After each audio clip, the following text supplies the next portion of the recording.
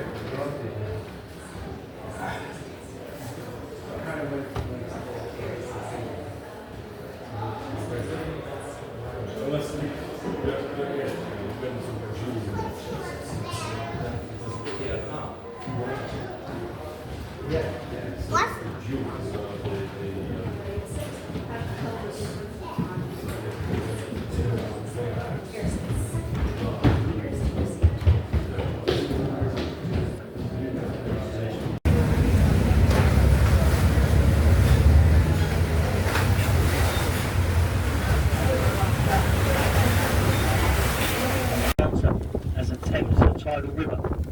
The tide is always coming in, or it's always going out. And also it changes. You see the three yellow buoys in the river? A bit further. Now during the First and the Second World War, the docks were actually a prime target for the German Air Force. But they only ever managed to hit one dock which caused significant damage. Then during World War II, they hit the entrance to the Millwall Dock, which is just coming up on the right hand side. Now you can enter the Millwall Dock via the West Indies. Now look on the left, there's another dock entrance. The Port of London was the busiest commercial port anywhere in the world. We had ships in and out of our docks from all around the world carrying all manner of different cargoes. At that time we'd have seen thousands of these things over here on the right. You see these blue things floating in the river? Well, these are barges. They're also known as lighters. Now what would happen? The ships would go into the dock. They would then put the barge outside the ship. You're going upstream on what was once the busiest motorway in the world. And we now use our waterways less than any other country in Europe. Now on the land over here on the right, this is known as the Isle of Dogs. Now it's a great big horseshoe-shaped bend in the Thames today, but it gets the name the Isle of Dogs. It dates back to when the royal families lived in the Royal Palace at Greenwich. Back in them days it was all old marshland over there. A strip of water ran right the way around it, making the Canary Islands. Now the Fred Oldfield shipping line used to bring us cargoes of fruit to the Canary Wharf. Over the years the docks closed down and all the land was bought up by the City of London.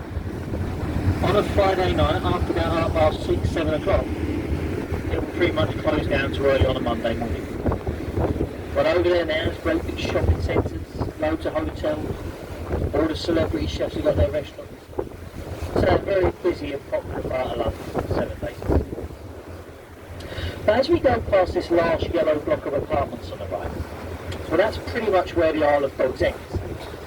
It then enters a part of land on the ships and into the docks. And that's where many of them settle. There still is a very big Chinese community in Limehouse today. In fact, does anyone ever read the old Sherlock Holmes books? Do you remember him chasing evil Moriarty through the gambling dens and opening dens of Chinatown? That was a Chinatown he based it on, in the East End of London. Now keep looking to the right, it was actually in the attic of that pub where Charles Dickens lived when he wrote one of his most famous novels, Our Mutual Friend. Now if we keep looking along here to the right, coming up we have another pub. They set back slightly so that people have their private riverside gardens, nice views. Now, if you're ever lucky enough to be able to afford a riverside apartment, go for one of the old warehouse conversions. This next one coming up on the right, on the top is Gun Wharfs. It's over 150 years old now. Now if you think about it, that building, that was from 2 World Wars, and it also survived the war of the Propsy development. It done more damage on the banks of the Thames than both the World Wars put together. Basically, all the old warehouses like this started getting demolished to make way for new ones. Reason being, the same square footage, different design. They remain like Gun Wharf. They made them listed buildings. So they now build within the old warehouse, as long as the 4 walls and the roof stay the same. Now I'm no architect, but the walls of Gun Wharf, they're over 18 inches solid brickwork. And believe me, that is far better built than any of the modern day apartments. Now also to the right, we have the pier of the police boats. The River Thames Police is the oldest uniform police force in the world. It was founded back in the 15th century with piracy and smuggling. East India, they were very big and powerful at one time, and they were so fed up of their ships being robbed while they were in port waiting to be unloaded. It basically started out as a private security guard. Later on, other companies started paying East India protection money to look after their ships. I do hope you've enjoyed your trip upstream on board the Sarpy. And I do hope you've enjoyed these few points and places of interest. As I pointed out, folks, before I started, and well, I'm sure you've realised, that we're not professional guides on these boats. We are only members of the crew. On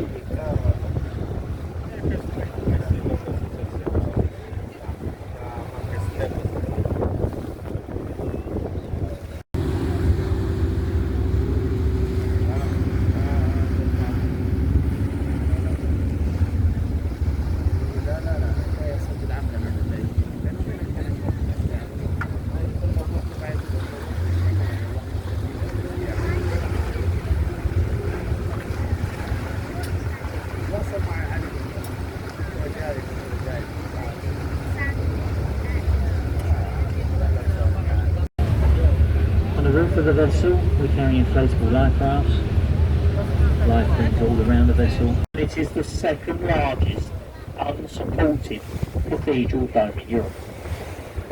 Second to that of St Peter, to span the River Thames. The old St Paul's Railway Bridge carried the first steam trains across the river for the Chatham-Dover railway system. Now the top half of the bridge was removed many years ago. It couldn't take the weight of the modern day trains. You could never remove these old pillars though. If you pull these out, you would undermine